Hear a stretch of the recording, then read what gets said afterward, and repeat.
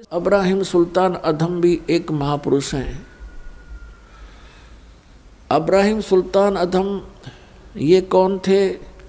एक बल्ख नाम का शहर है, बल्ख बुखारा, इराक के अंदर,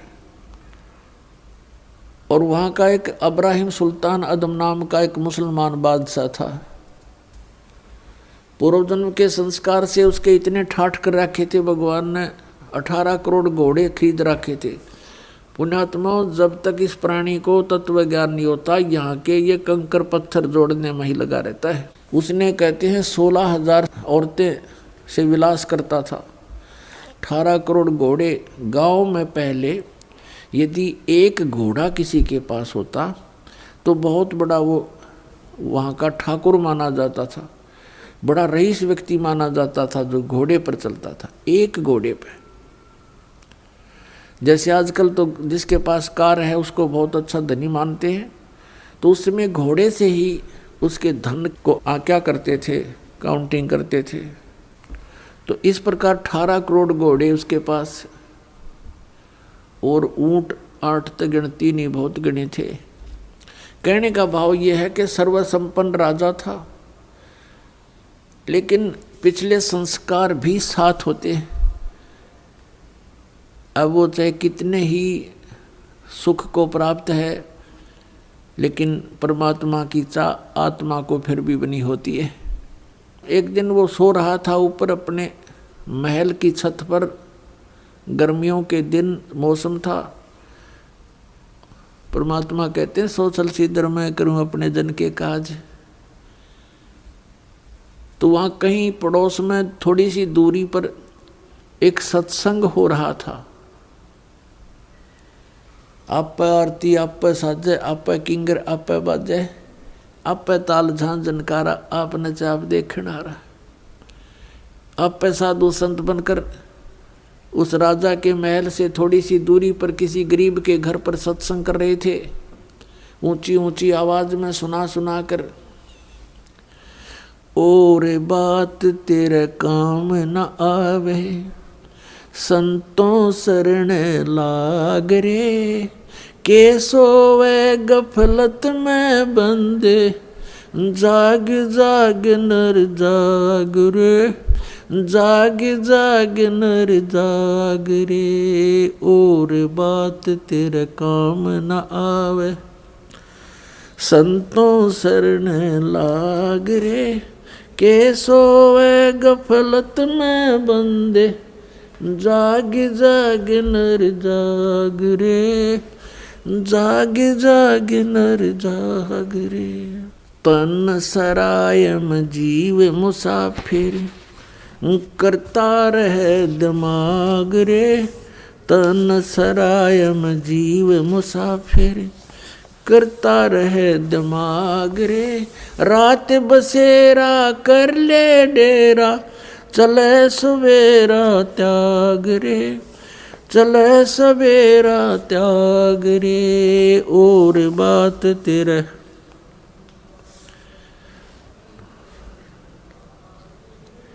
के सोवे गफलत में बंदे, जाग जाग नर जाग रे, जाग जाग नर जाग रे।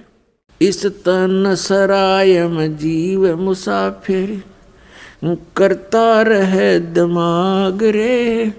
इस तन सरायम जीव मुसाफिर, करता रहे दिमाग रे। रात बसेरा कर ले डेरा, चले सवेरा त्याग रे, चले सवेरा त्याग रे। और बात तेरे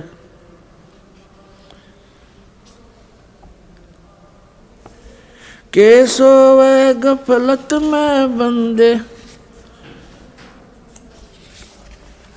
जाग जाग नर जाग रे।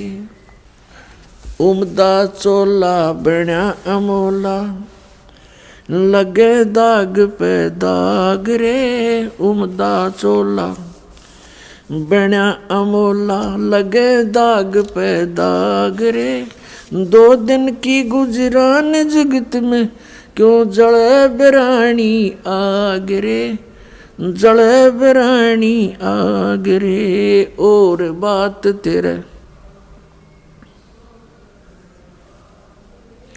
के सोवे गफलत में बंदे, जाग जाग नर जाग रे, जाग जाग नर जाग रे।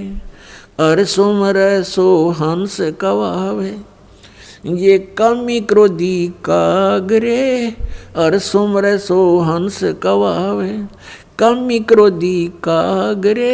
बोरा न भर में विष के वन में, चल बेगमपुर बाग रे, चल बेगमपुर बाग रे। और बात तेरे काम न आवे, संतों शरण लाग रे।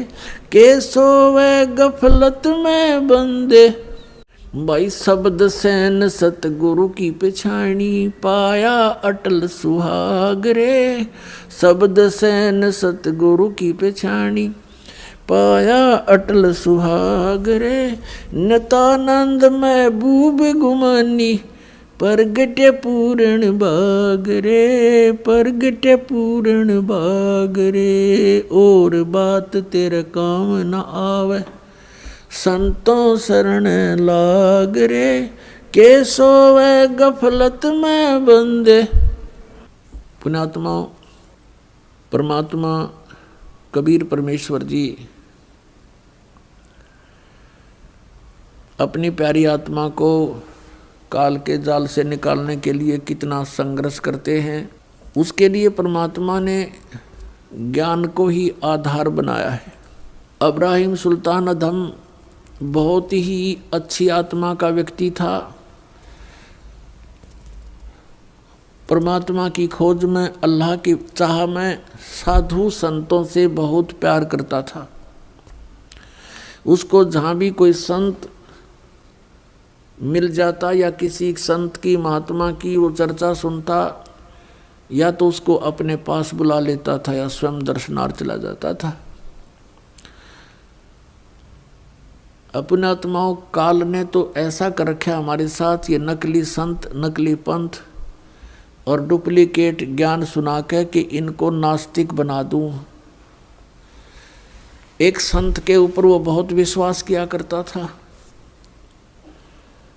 और वो अब्राहिम सुल्तान उस फकीर के पास बहुत ज़्यादा उसके पास जाता था या उसको अपने पास बुलाता था, खूब दक्षिणा दिया करता था और वो एक नंबर का पाखंडी था।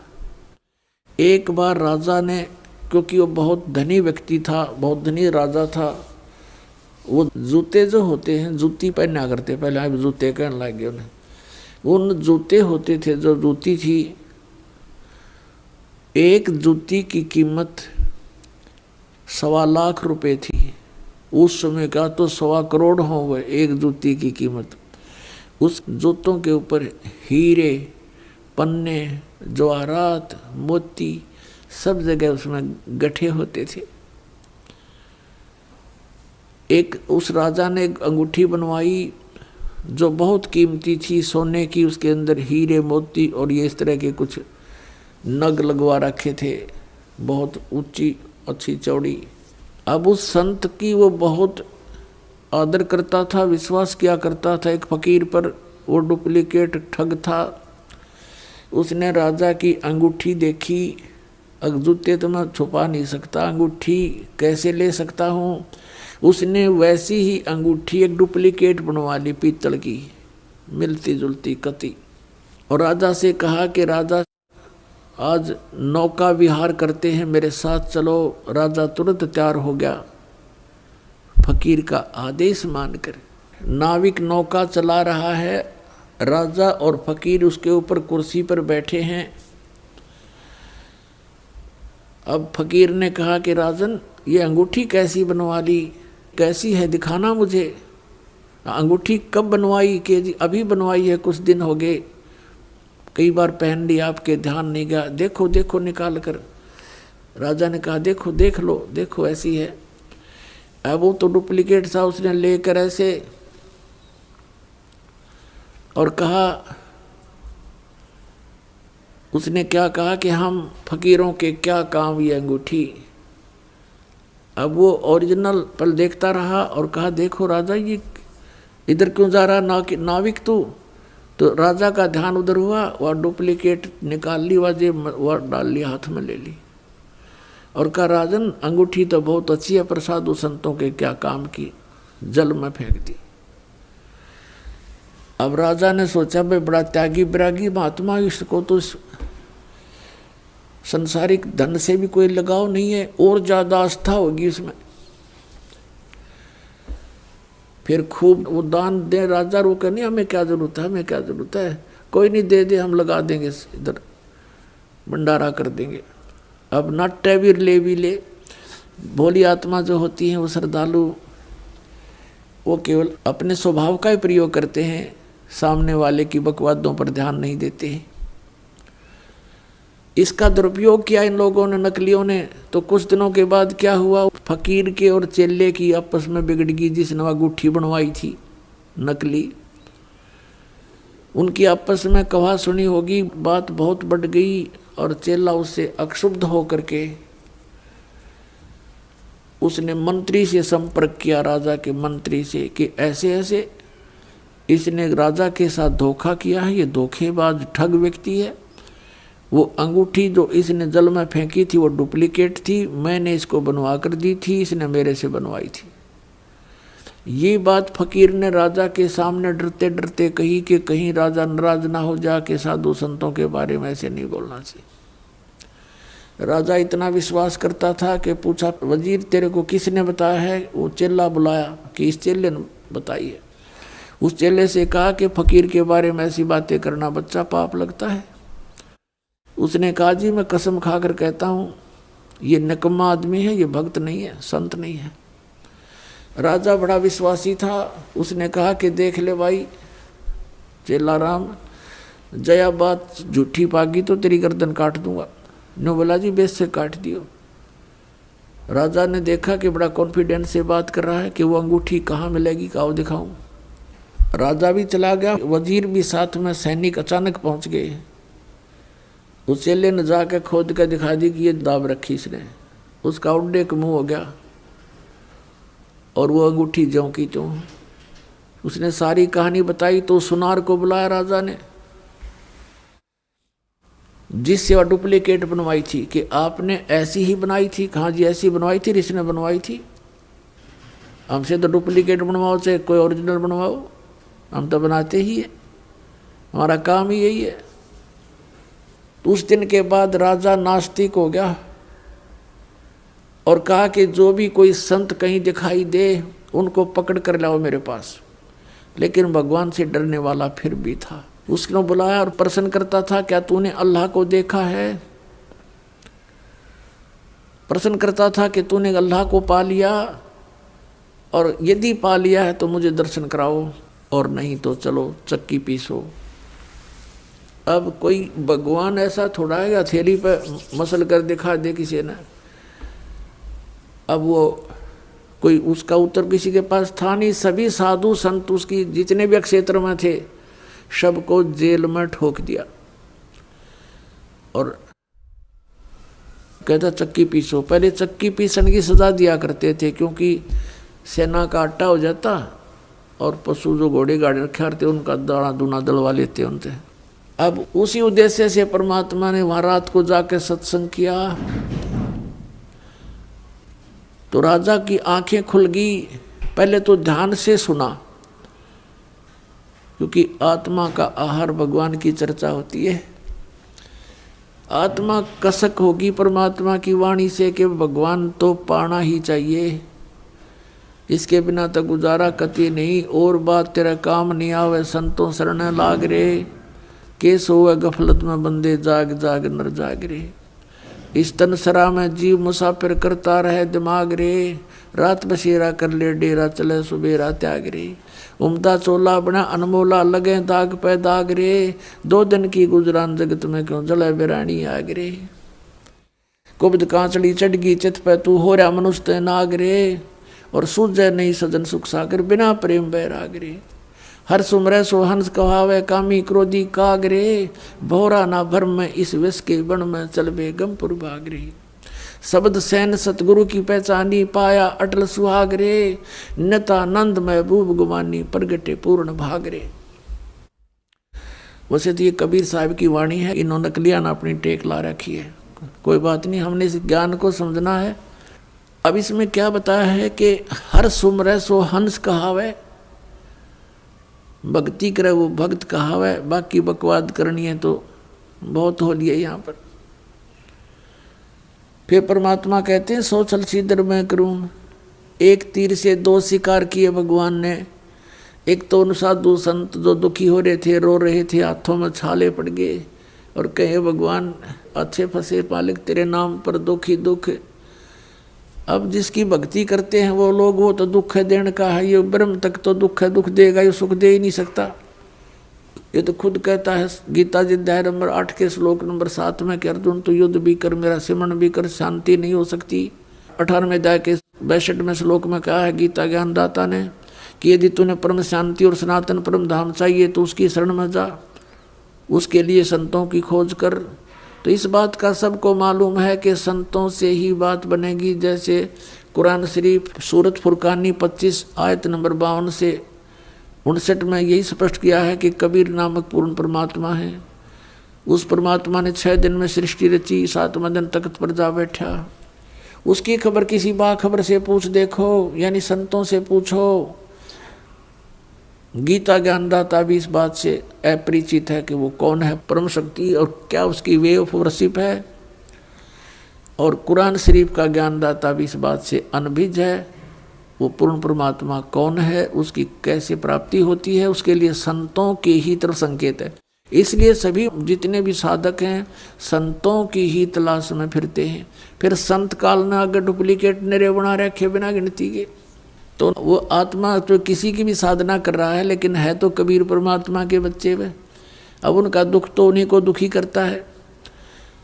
अब वहाँ रात्रि के समय उसकी आंखें खुल गई, भंग हुई, सत्संग सुना, लेकिन उसका वो बात याद आ गई कि सब डुप्लीकेट हैं, ये सब दुनिया को ठगते फिरते हैं। सुबह आदेश दे दिया अपने पहरेदारों को, जाओ उनको बुला कर लाओ और श्रद्धा से कहना कि आपको राजा बुला रहे हैं।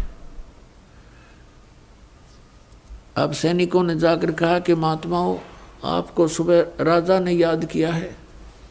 अब फिर उन साधु संतों को पता चला कि राजा तो बड़ा भयंकर है, जेल में डाल देता है। तो वहाँ पर गए, राजा ने पूछा भी क्या तुमने परमात्मा पा लिया? यदि तुमने परमात्मा पाया है तो मुझे दिखाओ, और नहीं तो जाओ चक्की पीसो। अब परमात्मा कहते हैं सो छल सीधर मैं करूं अपने जन के काज, आप आरती आप पे साजे, आप पे किंगर आप पे बाजे, आप पे ताल झां झनकारा, आप नचा आप देखना रहा। अब सारी व्यवस्था परमात्मा ने करवाई, वहाँ पर साधु संत भेजे, उनको पता नहीं था कि ऐसा नालायक राजा है। तो एक संत ने कहा कि महाराज जी के हे राजन कुछ दूध मंगाइए, 1 गिलास दूध। वो दूध मंगा दिया, लो। और वो संत उस दूध में उंगली डालकर ऐसे देख रहा है। राजा ने कहा क्या देख रहे हो, पी लो, मीठा डालकर मंगाया है। उस संत ने कहा कि महाराज हमने सुना है कि दूध में घी होता है, पर आपके दूध में घी नहीं है। तो राजा ने कहा कि भले आदमी तुझे ये नहीं मालूम कि दूध से घी कैसे बनता है? सुन मैं बताता हूँ। इसको गर्म करके ठंडा किया जाता है, फिर इसको जामन लगाया जाता है, दही बनती है, और दही को फिर रिड़का जाता है, बिलोया जाता है, मंथन किया जाता है, और तब मक्खन बनता है। फिर ता करके गर्म करके इसका सब मैल निकाल कर शुद्ध घी बनता है। समझे? ऐसे घी बनता है, ऐसे थोड़ा दिखाई देता है दूध में घी। तब उस संत ने कहा जी जैसे दूध से घी प्राप्त करने की एक विधि है, मेथड है, इसी प्रकार परमात्मा को देखने की एक विधि है, वो हम बताएंगे, आप कीजिए। राजा कहने लगा ज़्यादा बात मत बनाओ, इस तरह की विधि बताने वाले मुझे बहुत मिल लिए, जाओ जेल में। अब वो सुनने को तैयार नहीं, वो भी ठोक दिए जेल में। अब परमात्मा कहते हैं अब काल ने तुम्हें नास्तिक बनाना था, बना दिया, अब और क्या ज्ञान दे उसको इससे आगे के भी। जैसे दूध से घी निकालने की विधि है, ऐसे ही परमात्मा पाने का एक मेथड है, आप ऐसे कीजिए। नहीं मान्या तो फिर कौन सी विधि अपनाई परमात्मा ने? हम कारवान हो आए, मैलों पे ऊंट बताए। परमात्मा कहते हैं हम एक ऊंटों वाले कारवान बन के आगे, जैसे राजस्थान रेगिस्तान के अंदर ये ऊंट पालते हैं लोग, तो उस तरह का एक रूप बना लिया भगवान ने। उस तरह का रूप बना करके एक जैसे ऊंटों वाले होते हैं, और छत पर रात्रि के समय छत पर चढ़ गए ऊपर। अच्छा बड़ा, जैसे राजस्थान से आते हैं व्यक्ति, ऐसे बड़ा तो इतना बड़ा तो उसका साफा, अच्छी नीचे नोक वाली जूतियाँ, ऐसे लांडी सी धोती, ऐसा ही वेशभूषा जैसे राजस्थान के लोग पहना करते थे पहले। और ऊपर छत पर जाकर लठ लेकर ऊपर सतलोक से चलकर आए परमात्मा, छत पर उतर गए और वहाँ छत पर लाठी की खोद मारें, खुड़का करें।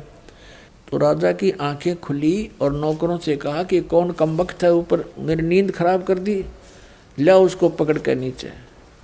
अब नीचे ले आए पकड़ के। राजा ने पूछा भी कौन है तू? अब परमात्मा ने कहा भी मैं ऊंट वाला हूँ, ऊंट रखे थे मैंने, बहुत घने ऊंट है मेरे पास, और उनमें से मेरा एक ऊंट गुम हो गया, उसको खोज रहा हूँ। मैंने सोचा तेरी छात पर चढ़ गया हो गधे मेरा ऊंट, इसलिए ऊपर ऊंट ढूंढ रहा हूँ, खोज रहा हूँ। अब राजा पहले तो हंसा कि अच्छा बोला आदमी होता है। कहने लगा देखो बोले आदमी, ये ऊंट छत पर कहाँ से आ सकता है, कहीं जंगल में खोजो उसको जा करके, आप गलत स्थान पर आ गए हो। तो परमात्मा ने क्या कहा कि जिस प्रकार ऊंट छत पर नहीं मिल सकता, क्वाइट इम्पॉसिबल, ठीक इसी प्रकार जो प्रोसीजर तने अपना लिया संतों को जेल में डालकर परमात्मा पाना चाहता है, ये ऐसा ही समझ ले जैसा छत पर ऊंट नहीं चढ़ सकता, नहीं मिल सकता, तो इस प्रकार भगत तुझे भी भगवान नहीं मिल सकता। न्यू कह के अंतर ध्यान हो गए, सामने से दिखाई नहीं दिए तो एकदम चक्कर आ गया उस राजा ने और बेहोश हो गया। अब नौकरों ने बताया रानियों को, उसकी दशा देखकर रानियों ने बुलाए झाड़ फूक करने वाले जंतर मंतर मौलवी ने एक तबीज बांध दिया इस हाथ पे और कहा अब कुछ नहीं होगा, इसको कोई भूत प्रेत का साया दिख गया होगा। राजा ठीक हो गया। उधर से वो परमात्मा कहाँ पहुँचे, जहाँ पर वो संत कैद कर रखे थे जेल में, और जाकर कहा सिपाहियों से कि भाई सिपाहियों तुम्हारे राजा ने मुझे भी यहाँ भेज दिया, मुझे भी कैद कर लो। अब सिपाही बोले बड़ा भगत आदमी थापा आ गया, महात्मा दिखाई था, मैं जरूर भेजा होगा महात्मा का, खोजते फिरे थे वैसे पाई। अच्छा हो गया हमने खोजना ना पड़े, और पकड़ के वहाँ अंदर कर दिया परमात्मा जेल में। चल बहुत अच्छा हो गया, तू किता आ गया, यहाँ से हमने मरवा होगा। तो अंदर जा कर के परमात्मा ने देखा कि वो सारे चक्की पीस रहे, बेचारे रो रहे, चक्की पीस रहे, रो रहे, ना पीसे तो डंडे मारे। परमात्मा बोले भाई डट जाओ, चक्की पीसनी हो, रुको, अब बंद करो थोड़ी देर इसने। अब वो देखें सिपाही भी खड़े कि भाई यू क्या कह रहा है। कहने लगा भाई सिपाहियों एक काम करवा लो हमारे पे, चाहे तो चक्की पिसवा लो और चाहे इसमें तुम ये दाने डलवा लो। एक काम तुम करो, एक काम करेंगे, दोनों नहीं होंगे हमारे से। अब सैनिकों ने सोचा कि यो अच्छा उग्रवादी आ गया भाई, क्रांतिकारी, इसने सारे बिगाड़ेगा। तो सिपाही कहने लगे ऐसे करो तुम चक्की पीसो, हम कनक डालेंगे, इसमें दाने डालेंगे, चने गेहूँ। परमात्मा बोले भाई ठीक है, पोजीशन पकड़ो, हो जाओ खड़े एक एक चाकी के पास। वो हो गए सिपाही, देखेंगे अब यू क्या करेंगे, लाइन की रेल बनावांगे। अब तो हम थोड़ा बहुत समय दे देते थे, अब इनको खूब खींच कर लेंगे। उन दृष्टिकोण से वो खड़े हो गए। एक जना 6 जगह 6 चाकियों में डाल सके कणक, फटाफट फटाफट जोड़े भर लिए उन्हें।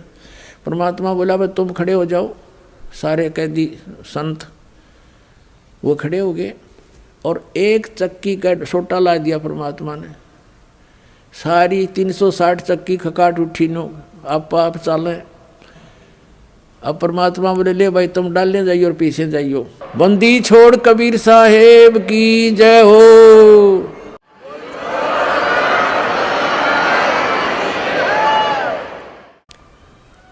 अब उन संतों से कहा कि तुम आंखें बंद करो।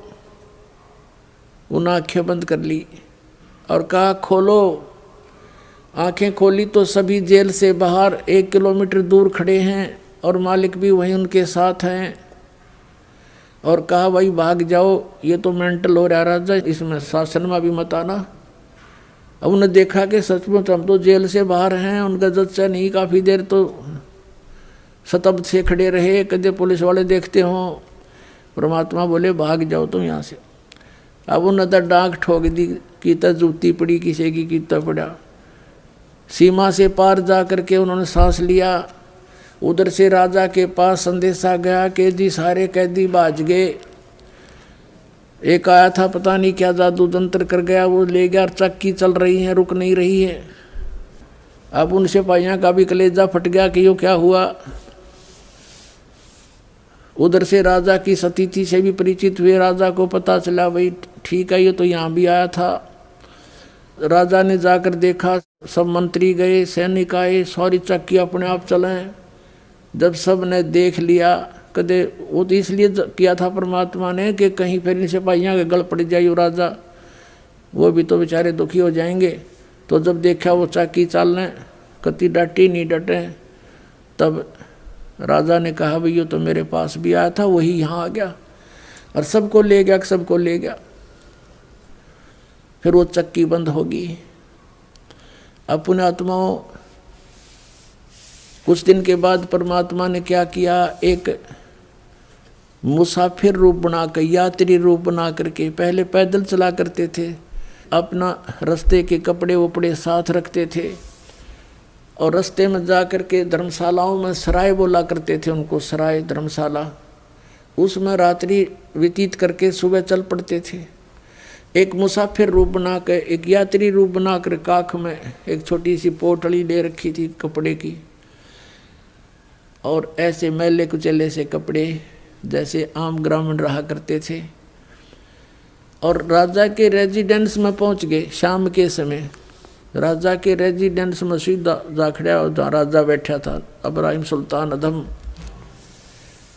और उसे कहने लगा, रे भाई सराय वाले, एक कमरा किराए पर दे दे, रात न रुकूंगा। राजा उसके मुंह की तरफ देखा, यू कीता आ गया मेंटल यहाँ पे।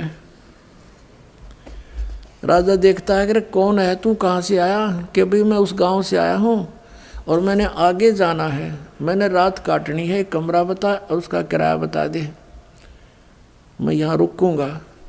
तो राजा हंसा, कहने लगा, रे बोले आदमी, तुझे ये सराय दिखाई देती है? ये राजा का महल है, मैं राजा हूँ, इब्राहिम सुल्तान नाम है मेरा। बोले आदमी तू कहाँ आ गया यहाँ पर?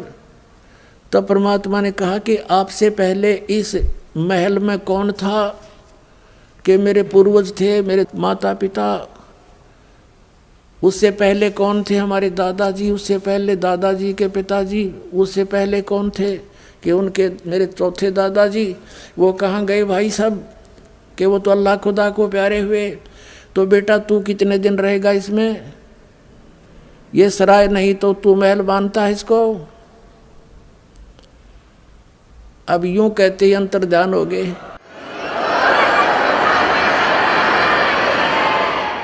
यूं कहते ही अंतर्ध्यान हो गए। भगवान परमेश्वर कबीर साहब जी सतलोक से आते हैं, ऐसी लीला के चले जाते हैं। नानक साहब जी कहते हैं, नीच जात परदेसी बेरा खिना व तिल जावे, अर्जा की संगत नानक रहंदा कैसे मुंडा पावे। कैसी इसकी लीला का अंत पाऊँ, तो 1 मिनट में यहाँ, 1 मिनट में सतलोक में, 1 सेकंड में यहाँ, 1 सेकंड में वहाँ देखूं। अब क्या होता है, राजा बेहोश हो गया। मंत्रियों ने फिर जंतर मंतर करनी, मौलवी काजी बुला लिए, दूसरे ने दूसरे बाजू का तबीज बांध दिया और कहा अब कुछ नहीं होगा, बड़ा पहुंचा हुआ मौलवी है। अब कुछ दिनों के बाद परमात्मा ने क्या लीला की, राजा दिन के समय उसने एक बाग बनवा रखा था, 9 लखा बाग, 9 लाख पेड़ पौधे, फलदार वृक्ष, सुंदर वायु, अच्छा एटमॉस्फेयर वहाँ होता था, फूल फाल लगे होते थे। तो वहाँ दिन में रेस्ट किया करता था 2-3 घंटे। और उसकी वहाँ पर प्रतिदिन वहाँ उसके जो बेड को लगाने की ड्यूटी, बेड को संवारने की ड्यूटी, उसकी सेज बोलते थे उसको, उस सेज के ऊपर कपड़ा बिछाना, चारों तरफ फूल फाल लगाने, अच्छी तरह सुगंधित बनाना, और ये एक बांदी की ड्यूटी लगाई जाती थी, नौकरानी की। राजा के पास बहुत सी रानियां थी, तो रानियों की ड्रेस अलग होती थी, नौकरानियों की ड्रेस अलग होती थी। एक दिन परमात्मा ने लीला की, स्वयं एक नौकरानी का रूप धारण किया, बांदी का रूप बनाया, और वहाँ सेज उसकी खूब बढ़िया सेज सजा के, चारों तरफ फूल लगा के, और उस सेज पर स्वयं लौट गए, उनके बेड पे लेट गए परमात्मा। राजा गया विश्राम के लिए, वहाँ देखा कि तेरी सेज पे और बांदी सो रही है एक नौकरानी। इसकी इतनी हिम्मत बढ़ गई है, इसका कोई इसको डर नहीं रहा।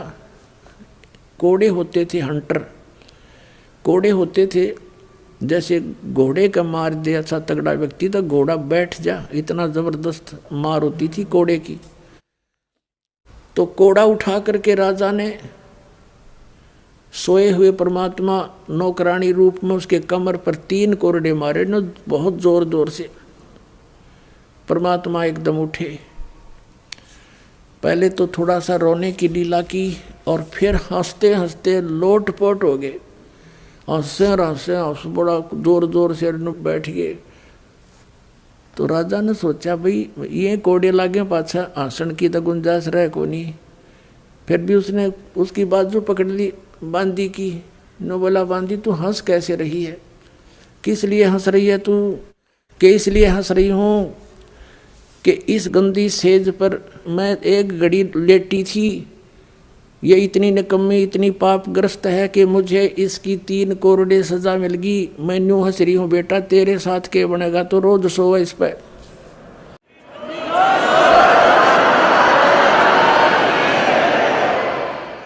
यूं कह करके परमात्मा अंतर्ध्यान हो गए। 3 घंटे बेहोश रहा राजा, 3 घंटे। फिर वहां से ले उठा करके उसको होश में आया, और मौलवी बुलाया, उसने गले में बांध दी इसका तबीज। अब कुछ दिनों के बाद राजा कुछ नॉर्मल सा हुआ, काम काज से मन हटने लगा उसका कि सचमुच यह क्या जीवन है, कल को यहाँ से चला जाऊँगा, ये क्या मेरे साथ चलेगा, कुछ ऐसी प्रेरणा अंदर से आई।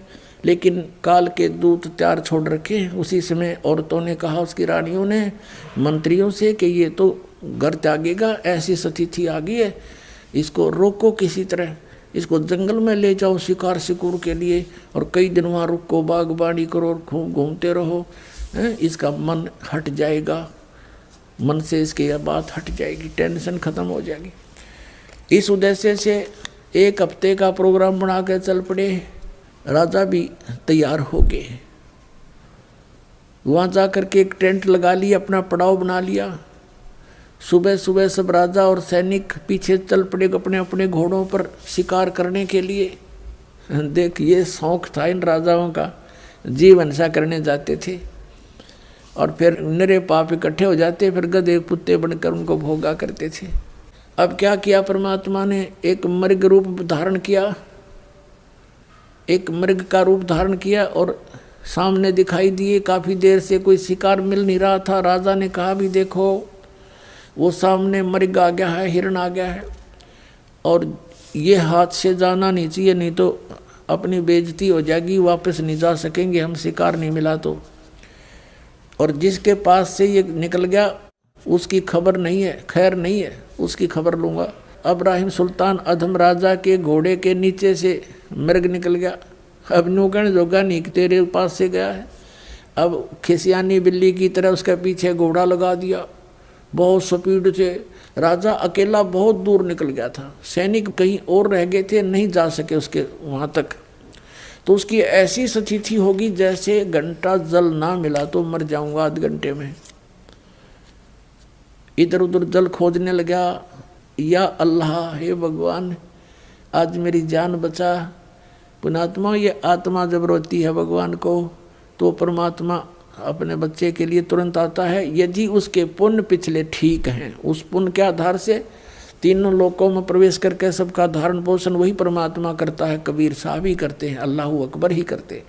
अब क्या रचना रची परमात्मा ने, थोड़ी सी दूरी पर एक सुंदर बगीची, उसमें फलदार वृक्ष, बहुत सुंदर फल से लदपद वृक्ष, और एक तालाब छोटा सा बनाया, एक कुआं बनाया, और एक झोंपड़ी, एक हट बनाई अपनी शक्ति से, और 3 कुत्ते लेकर, 3 कुत्ते सुंदर वाले बढ़िया बढ़िया से बेलों से बांध रखे तीनों कुत्ते, और एक साधु रूप बना कर परमात्मा बैठ गए, जैसे कोई फकीर रहा करते हैं सात जंगलों में। अब राजा ने देखा कि वो बगीचा भी है, फल भी लगे हैं, तालाब भी है, घोड़े को जल पिलाया, फिर स्वयं जलपान किया, फिर फल आहार किया। जब इस व्यक्ति को सुख हो जाता है तो भगवान बोलता है, पेट भर गया, प्यास बुझ गई, तो देखा सामने एक महात्मा बैठा है और 3 सुंदर कुत्ते ले रखे इसने। राजा ने उस फकीर के पास जाकर प्रणाम किया और कहा, महात्मा जी इन कुत्तों का तू क्या करेगा? तीनों का एक रख ले, 2 मुझे दे दे। अब परमात्मा बोले, भाई ये कुत्ते ऐसे देने के नहीं, ये वीआईपी कुत्ते हैं भाई, ये वीआईपी डॉग हैं। बताऊं कैसे वीआईपी हैं? ये 1 नंबर का है ना, ये तो बुलक बुखारी शहर का जो राजा है ना, उसका पिताजी है, और ये उसका दादाजी, और ये उसका परदादाजी। ये उल्लू के पट्टे राज करा करते, मैंने समझाया करता रहा भक्ति कर लो, ये 2 दिन के राजपाट हैं, फिर कुत्ते गधे बनकर धक्के खाते फिरोगे। और अब देखो इनके सामने एक काजू किशमिश के हलवा बना के और इतनी दूरी पर रख रखा, वो खाने की चेष्टा कर रहे हैं, उन तक मुँह नहीं जाता, और परमात्मा उनके सोटे लगा रहे हैं, अब खुआऊंगा तुम्हें काजू किशमिश के हलवे, और वो चिल्ला रहे हैं। अब उसका कलेजा फिट गया, हिल गया उसका कलेजा, अब वो शतब्द हो गया। इब्राहिम सुल्तान अधम एकदम सुन्न हो गया माइंड उसका कि यो सचमुच साधु संत झूठ नहीं बोला करते। और कहने लगा, और सुन ले भाई घोड़े वाले, या खाली बेल रखी है ना, खाली बेल कुत्ते बांधने की, ये इसलिए खाली रखी है। अब वो बैठा है ना गद्दी पर, वो इब्राहिम, वो भी कुत्ता बनेगा, उसको इससे बांधूंगा, यही रोकूंगा उसको।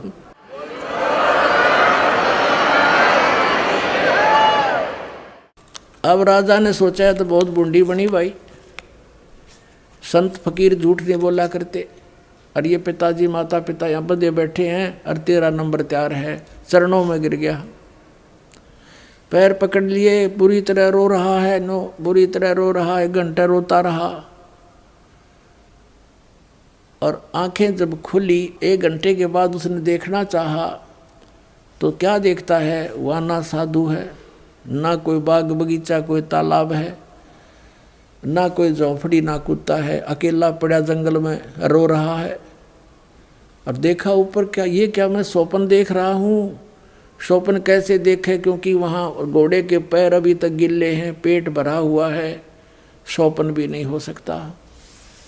उठकर चल पड़ा, बैठकर घोड़े पर वहाँ पर आ गया जहाँ उनका पड़ाव लगा हुआ था, किसी से नहीं बोला, एकदम मायूस हो गया, और संकेत से कहा, उठाओ यहाँ से, चलो।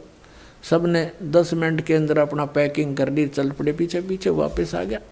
अब क्या बताते हैं परमात्मा, हम कारवान हो आए, मैलों पर ऊंट बताए। बोले बादशाह सुल्ताना तुम रहते कहाँ दीवाना, दूजा कासिद गवन किया रे, डेरा महल सराय लिया रे। जब हम महल सराह बताई, सुल्तानी को चावर आई। अरे तेरे बाप दादा पड़ पीढ़ी, ये बसे सरा में गीदी। ऐसे ही तू चल जाई, यूं हम महल सराय बताई। अरे कोई कासिद को गैलाओ, इस पंडित खाने जाओ। उठे पादशाह सुल्ताना, वहाँ कासिद गैब छिपाना। तिज बांदी हो सेज बिछाई, तन तीन कोरडे खाई। तब आया अनहद हासा, सुल्तानी गहे खवासा। मैं एक घड़ी से जा सोई, तात मेरा यू हवाल होई। जो सोवे दिवस और राता, उनका के हाल विधाता। अब क्या बता रहे परमात्मा, हम कारवान हो आए, मैला पे ऊंट बताए। हम परमात्मा खुद कहते हैं हम सतलोक से अमरलोक से सतगुरु आए, रूप धरा कारवाना, और ढूंढत ऊंट मैल पर डोले, और बुझे सा बयाना। अब कहते हैं सोचल सीधर मैं करूँ। पुण्यात्माओं, एक पुण्यात्मा के लिए जैसे वेद बताते हैं कि वो परमेश्वर अपने ऊपर रहता है, वहाँ से गति करके आता है। अच्छी आत्माओं को, दृढ़ भक्तों को उनको मिलता है, उनको उपदेश देता है, ज्ञान देता है। वो परमात्मा कबीर जी हैं, और किस प्रकार वो भटक रहे हैं अपनी आत्माओं के लिए। अब एक जीव को काल के जाल से हटाकर सतमार्ग पर लगाने के लिए मालिक ने कितने कष्ट उठाए। पुण्यात्माओं, कुछ आँख खोलो। उस परमात्मा को हम बहुत युगों से दुखी कर रहे हैं। अब समय आ गया यहाँ से निकलने का। अब क्या बताते हैं कि हम एक रबारी बनकर आए, कारवान माने जो ऊँटों के कारवां लेकर चलते हैं, लंबे लंबे कतारें, उस तरह का रूप हमने बनाया। खुद कहते हैं हमने ही ये सब उसको वहाँ से हटाने के लिए सब कोशिश की है। फिर क्या बताते हैं कि तीजे बांदी हो सेज बिछाई, और तन तीन कोरडे खाई। तब आया अनहद हासा, सुल्तानी गहे खवासा। परमात्मा क्या कहते हैं कि मैं एक घड़ी से जहाँ सोई, तात मेरा ये हाल होई। जो सोए दिवस और राता, उनका के हाल विदाता। कि मैं तो एक घड़ी इस गंदी सेज पर सोई थी जिस पर तू दिन रात सोता है बोले आदमी, और मुझे इस पर सोने का, एक घड़ी के सोने का 3 करोड़ दंड मिला है, और तू तेरे साथ क्या होगी मूर्ख, मैं इसलिए हंस रहा हूँ। परमात्मा कहते मैं इसलिए हंस रही हूँ। और फिर अंतर ध्यान हो गए। चौथे जोगी बहे हम जिंदा, परमात्मा ने लीला क्या की। चौथे जोगी भये हम जिंदा, लीन 3 कुते गड़ फंदा। हम एक जोगी बनकर, जिंदा महात्मा बनकर बैठ गए। जैसे आदरणीय धर्मदास साहिब जी को परमात्मा जिंदा महात्मा के रूप में मिले कलयुग के अंदर। आदरणीय मुलुकदास साहिब जी को ऐसे संत रूप में मिले थे सत्संग करते हुए। आदरणीय नानक साहिब जी को जिंदा महात्मा के रूप में मिले परमात्मा, बेई नदी पर सचखंड लेकर गए, फिर उनको वापस छोड़ा 3 दिन के बाद। आदरणीय दादू साहिब जी को भी ऐसे जिंदा महात्मा के रूप में गांव से बाहर एक बनी में मिले, उनको भी सचखंड दिखाया। 3 दिन बेहोश रहे थे दादू साहिब जी, तीसरे दिन होश में आए थे। फिर उन्होंने कबीर साहिब की महिमा कलम तोड़ गाई थी। आदरणीय गरीबदास साहिब जी को भी जिंदा महात्मा के रूप में आए थे, सचखंड लेकर गए थे, फिर वापस छोड़ा था। आदरणीय गीसा दास साहिब जी को भी यही लीला की थी, उनके साथ भी सचखंड लेकर गए थे, तीसरे दिन वापस छोड़ा था। अब क्या बताते हैं, चौथे जोगी भये हम जिंदा, लिन 3 कुत्ते गल फंदा, 3 कुत्ते ले लिए और एक गल फंदा यानी गले में बांधन का रस्सा न्यारा रख ली चैन। दीनी हम साकल डारी, सुल्तानी चले बागबाड़ी, बोले पात सहा सुल्ताना, कहाँ से आए जंद दीवाना। परमात्मा से पूछता है वो इब्राहिम सुल्तान राजा जंगल में कि हे जंद, हे जिंदा महात्मा तू कहाँ से आया है, यहाँ कैसे बैठा है। ये 3 कुत्ते क्या कीजे, इनमें से 2 हमको दीजे। इब्राहिम सुल्तान कहता इन 3 कुत्त्या का तू क्या करेगा, 2 हमें दे दे। अरे तेरे फिर यों लोह लंगर शीस लगाई, अरे तेरे बाप दादा हैं भाई, इन बड़ी बद फैल कमाई। ये तेरे बाप दादा हैं भाई, इन बड़ी बद फैल कमाई, यों लो लंगर शीस लगाई, तब कुत्तों धूम मचाई। अब कुत्ता ने कुटन लागे भगवान, सांकड़ गेला चैन मारे उनका बेल। अरे ये तेरे बाप दादा पड़ पीढ़ी, ये भी बसे उसी सराम गीदी, ये भी उसी सराम रहा करते जिसमें तू रह रहा है। अब तू तकत बैठ कर भूली, तेरा मन चढ़ने को सूली। अब तू तकत पर बैठ कर राजा बनकर भूल गया भगवान को, तेरी यह दुर्गति होगी। जोगी जिंदा गैब भयारे, हम ना कछु भेद लहारे, बोले पादशाह सुल्ताना, जहाँ खड़े अमीर दीवाना। ये 4 चरित्र बीते, हम ना कुछ भेद न लीते, वहाँ हम मारा ज्ञान गिलोला, सुल्तानी मुख न बोला।